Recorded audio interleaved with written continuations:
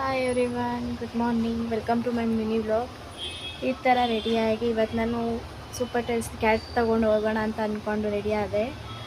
ನಾನು ಜಿನ್ನೊಂದು ತೊಗೊಂಡು ನನ್ನ ಪುಟ್ಟಿಗೆ ಹಾಕ್ಕೊಂಡು ರ್ಯಾಪಿಡೋ ಬುಕ್ ಮಾಡ್ಕೊಂಡು ಹೊಂದಿವೆ. ಹಾಗೆ ಹೋಗ್ತಾ ಸೂರ್ಯ ನೋಡಿದ್ರೆ ಕಣ್ಣು ಕುಗ್ತಾ ಇದ್ದ. ಅದು ಬೇರೆ ಇದರಲ್ಲಿ ಟ್ರಾಫಿಕ್ಕು. ಈ ಬೆಂಗಳೂರು ಸಿಟಿ ಅಪ್ಪ ದೇವ್ರೆ ಎಷ್ಟು ಬಿಸಿಲು. ಕೂತು ಸಾಕಾಯ್ತು ಅಂದ್ಬಿಟ್ಟು ಇದೊಂದು ವ್ಯೂ ನೋಡ್ತಾ ಕೂತಿದ್ದೆ ನಾನು. ಇಲ್ಲೇ ನಾನು ಬಂದಿದ್ದು ಸೂಪರ್ ಟೈಲ್ಸ್ ಅಂತ ಹೇಳಿದ್ರಲ್ಲಿ ನಾನು ಯಾವಾಗಲೂ ಪೆಟ್ ಕ್ಲೀನ್ ಮಾಡಿಸೋದು. ಇಲ್ಲೆಲ್ಲ ಚೆನ್ನಾಗಿ ಮಾಡ್ತಾರೆ, ಹೈಜೆನಿಕ್ಕಾಗಿ ಮೇಂಟೈನ್ ಮಾಡಿರ್ತಾರೆ.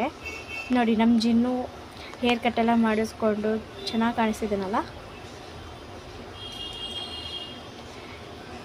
ನಮ್ಮ ಜಿನ್ನುಗೆ ಹೇರ್ ಕಟ್ ಮಾಡಬೇಕಾದ್ರೆ ಇವ್ರ ಮೇಲೆ ಸಖತ್ ಸಪೋರ್ಟಿವ್ ಆಗಿ ಮಾತಾಡಿಕೊಂಡು ಜಿನ್ನು ಜೊತೆ ಆಟ ಆಡ್ಕೊಂಡು ಮಾಡ್ತಾಯಿದ್ರು. ನನಗಂತೂ ಇಷ್ಟ ಆಯಿತು ಈ ಸರಿದು. ನಮ್ಮ ಜಿನ್ನುಗೆ ಪಾಪ ಪೆಟ್ ಶಾಪಿಂದ ತೊಗೊಂಡು ಬಂದು 4 ಡೇಸ್ ಆಗಿರಬೇಕು ಅಷ್ಟೇ. 4 ಡೇಸ್ ಆಗ್ತಿದ್ದಾಗ ನಾನು ಶಾಪಿಗೆ ಕರ್ಕೊಬಂದು ನೋಡಿದಾಗ ಅದಕ್ಕೆ ಹೊಟ್ಟೆ ಕೆಳಗಡೆ ಇರೋ ಅದು ಏನಿದೆ ಹೊಟ್ಟೆ ಕೆಳಗಡೆ ಇರೋ ಕೂದಲೆಲ್ಲ ಫುಲ್ಲು ಸುಕ್ಕಾಗ್ಬಿಟ್ಟಿದೆ, ಗಂಟಾಗ್ಬಿಟ್ಟಿದೆ. ಏನಕ್ಕೆ ಅಂತ ಗೊತ್ತಿಲ್ಲ. ಪಾಪ ಅದು ವಾಶ್ರೂಮ್ಗೂ ಹೋಗೋದಕ್ಕೆ ಆಗ್ತಾ ಇರಲಿಲ್ಲ, ಏನು ಮಾಡೋಕ್ಕಾಗ್ತಿರ್ಲಿಲ್ಲ. ಅದಕ್ಕೆ ಅದು ನೋಡೋಕ್ಕಾಗದೆ ನಾನು ಪೆಟ್ ಶಾಪಿಗೆ ತೊಗೊಂಬಂದೆಲ್ಲ ಕ್ಲೀನ್ ಮಾಡಿಸ್ದೆ. ನಮ್ಮ ಜಿನ್ನುಗೆ ಸ್ನಾನ ಮಾಡೋದಂದ್ರೆ ಇಷ್ಟ ಇಲ್ವಂತೆ, ಕೊಳಕನಾಗಿರ್ತಾನಂತೆ. ನೋಡಿ ಅವ್ರು ಸ್ನಾನ ಮಾಡಿಸ್ತಿದ್ದು ನಾನು ಹೋಗಲ್ಲ, ನಾನು ಮಾಡ್ಕೊಳ್ಳಲ್ಲ ಅಂದ್ಬಿಟ್ಟು ಡ್ಯಾನ್ಸ್ ಮಾಡ್ತಿದ್ದ.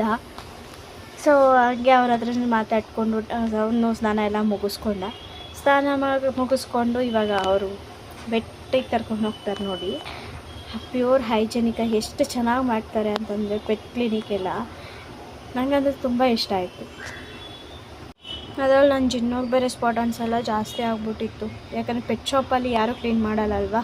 ಅದೆಲ್ಲ ಕ್ಲೀನಿಂಗು ಹೇರ್ ಕಟ್ ಎಲ್ಲ ಆದಮೇಲೆ ಇವರು ಇವಾಗ ಹೇರೆಲ್ಲ ಹೊರಿಸಿ ಎಷ್ಟು ನೀಟಾಗಿ ಕೊಡ್ತಾರೆ ಲಾಸ್ಟಲ್ಲಿ ಅಂತಂದರೆ. ಅವರು ಕ್ಲೀನ್ ಮಾಡ್ಕೊಳ್ಳೋ ಗ್ಯಾಪಲ್ಲಿ ನಾನು ಒಂದು ಸ್ವಲ್ಪ ಶಾಪಿಂಗ್ ಮಾಡಿಕೊಂಡೆ. ಅದು ನನ್ನ ಜಿನ್ನು ಮತ್ತು ನನ್ನ ಮೀನುಗೋಸ್ಕರ. ನನ್ನ ಮೀನು ನೆಕ್ಸ್ಟ್ ವೀಡಿಯೋದಲ್ಲಿ ಇಂಟ್ರಡ್ಯೂಸ್ ಮಾಡಿಸ್ತೀನಿ.